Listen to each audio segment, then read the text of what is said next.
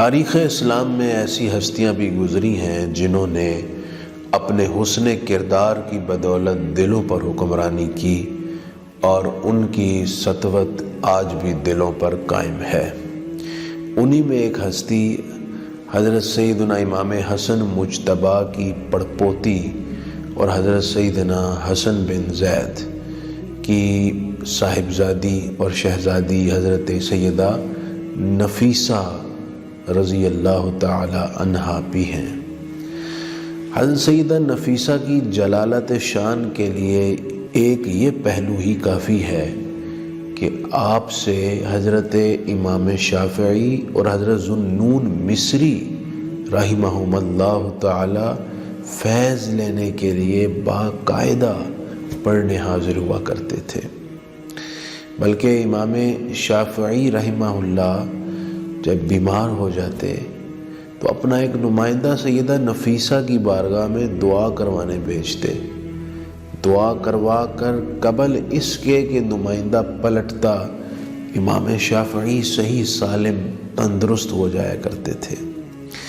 حضرت امام شافعی رحمہ اللہ نے یہ وصیت بھی فرمائی تھی کہ سیدہ نفیسہ میری نماز جنازہ کے قرب سے گزر جائیں۔ سیدہ نفیسہ نے کمال شفقت فرمائی اور ان کی نماز جنازہ کے قریب سے گزر گئے۔ صالحین میں ایک ہستی نے خواب دیکھا تو انہیں بتایا گیا کہ ان اللہ تعالی غفر لمن صلی علی الشافعی بالشافعی، اللہ تعالیٰ نے ہر اس شخص کی بخشش کر دی جو امام شافعی رحمہ اللہ کے جنازے میں شریک ہوا۔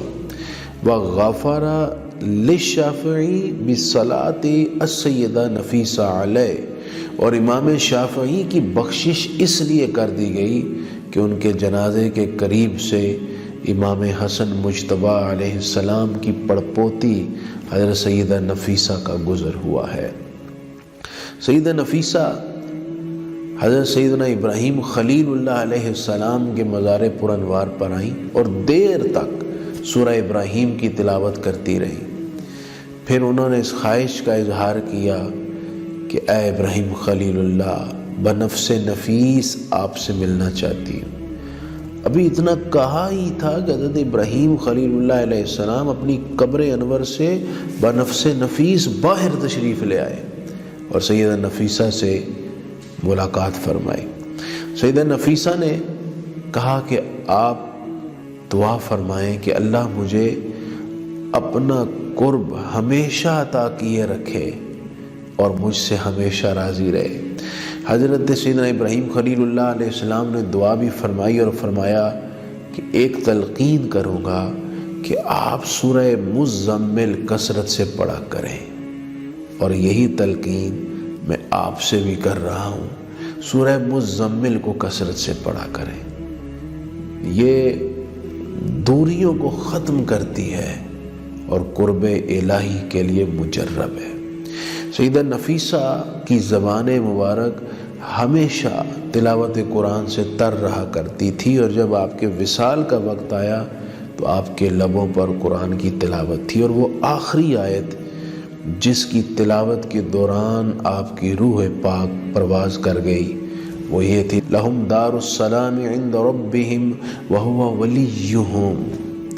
اس آیت کا مفہوم یہ ہے کہ اللہ کے ہاں ان کے لیے دار السلام ہے اور وہ ان کا بہترین دوست ہے۔